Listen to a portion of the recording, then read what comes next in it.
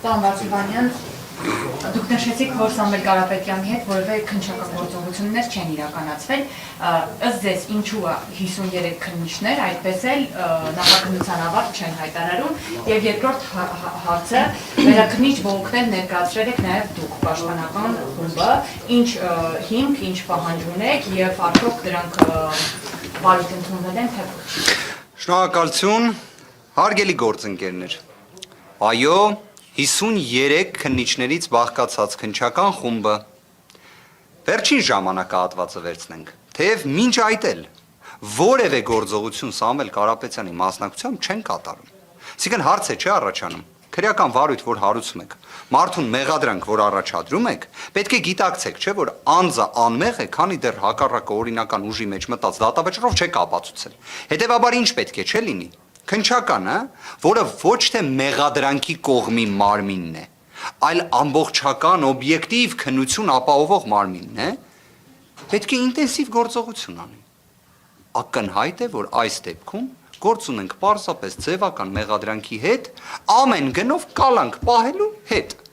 Այսքան բան, ստեղ ուրիշ բովանդակություն չկա, այլ հարց, որ 53 քննիչ փաստացի ներգրավված են այս հրեշավոր, չարամիտ, ամոթալի գործողության մեջ, որտեղ այո, նոյեմբերի 18-ի խաբման միջոցի վերաբերյալ որոշման պայմաններում, երբ կալանքը երկարաձգվեց եւս 2 ամսով, քննչական մարմինը պետք է լիներ ամենաակտիվ, ամենաջանասեր մարմինը, բայց ունենք ճիշտ հակառակը, ունենք տոտալ անգործություն, ունենք ընդհանուր առմամբ ջանասիրության տապալում քննչական մարմնի կողմից, բայց զուգահեռաբար ունենք դատախազություն, որը օրինակ կարողանում է հունվարի 5-ին ոչ թե հանձնարարական կամ չգիտեմ ցուցում փոխանցի քննչականին, որ ի վերջո օրինականության հսկողությունը ապահովելով նենց անեն, որ քննչականը տեղից շարժվի։ Ի վերջո ապահովի գործի ջանասիրությունը։ Փոխարենը ունենք, որ կարողանում են հասցնել վերաքննիչ բողոք մուտքագրել։ Ամեն գնով կալանք պահանջելու համար։ Հետևաբար, այո, որևէ գործողություն չի եղել Սամվել Կարապետյանի մասնակցությամբ։ Որևէ գործողություն չի եղել։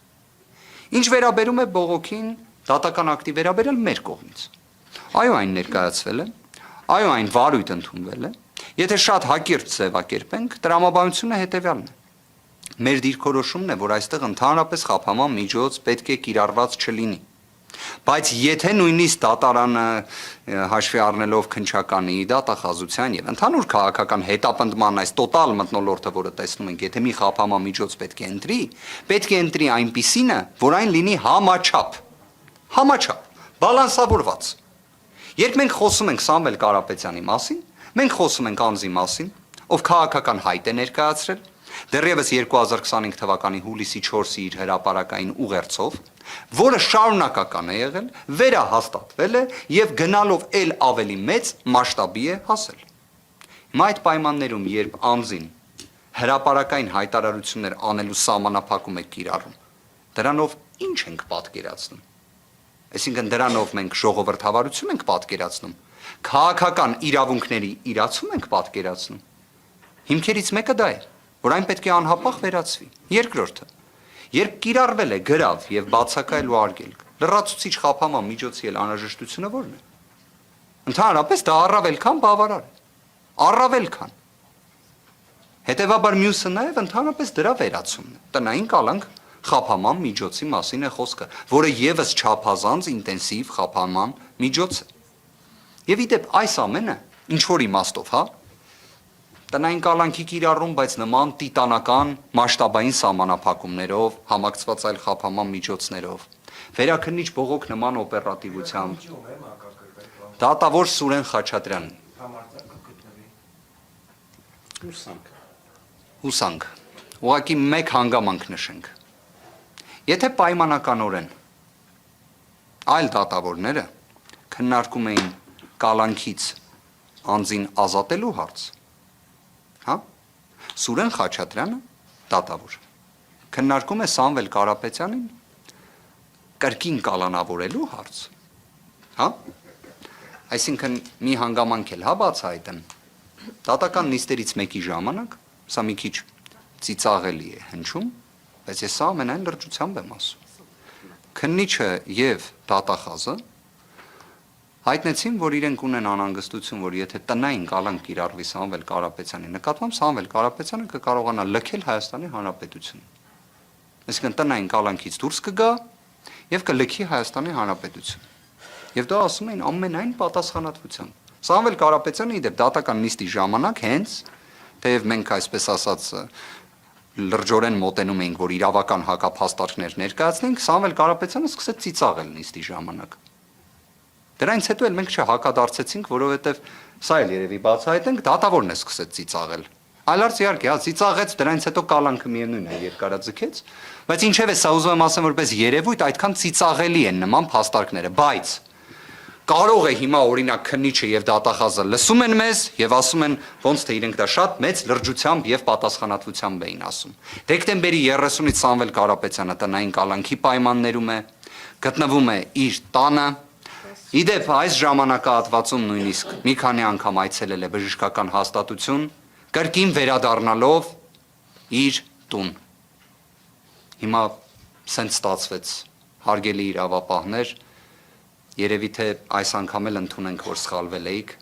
լավ կլինի իհարկե, դրանում վատ բան չկա։ Հիմա օրինակ իրենք ինչ էին ասում, գործընկերներ չեն, պատկերացրեք։ Ասում էին 2025 թվականի հունիսի 18-ից, որ Սամվել Կարապետյանի նկատմամբ եթե կալանք մի օրով էլ չկիրառվի, երկինքը փուլ կգա Հայաստանի Հանրապետությունում։ Իրավապահ համակարգը կտապալվի, չգիտեմ, արևը դուրս չի գա, խաղաղություն չի լինի, չգիտեմ, էլ ինչ կարելի է մի տենց ողբերգական մի բան պատմեմ, հա, տիտանական մասշտաբի։ Հիմա նենց ստացվեց դեկտեմբերի 30-ից կալանավորված չէ Սամվել Կարապետյանը։ Ես օրինակ առավոտյան զարթնեցի, բացեցի պատուհանը, որ տեսնեմ արդյոք երկինքը փուլ է եկել թե ոչ, փուլ չէր եկել։ Այսքանը գործընկերներ ջան։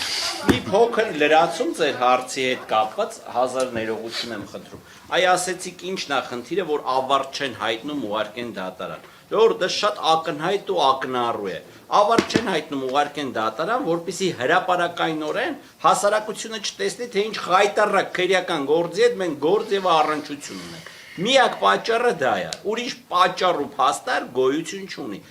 Ավարտ չեն հայտնում, որպեսզի հասարակությանը նախաքննական գաղտնիքի քողի մեջ պահեն, թե բարդ քրեական գործ ենք քննում։ Ընդհանրապես գործողություն չի արվում։ Ընդհանրապես։ Ընդհանրապես։